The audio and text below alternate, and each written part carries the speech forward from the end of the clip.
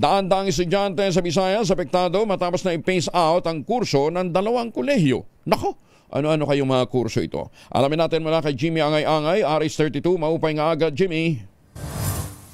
Daang-daang mga estudyante na apektado matapos i-phase out ng CHED ang kanilang kurso dahil sa kawalan ng compliance ng paralan. Ito ang sinabi ni CHED Regional Director Dr. Maximo Alhibi sa isang panayam.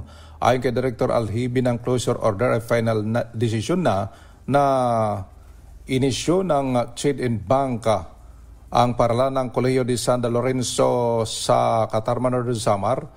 Ipinasara ang College of Nursing, College of Business Administration at College of Technology. Samantalang Eastern Samar, ang Our Lady of Mercy sa Barungan City, pinasara na din ang College of Nursing na kurso, College of Criminology at iba pang programa. Sa Eastern Samar may 400 mga estudyante na apektado. Sa Catarman Northern Samar may 400 ding mga estudyante.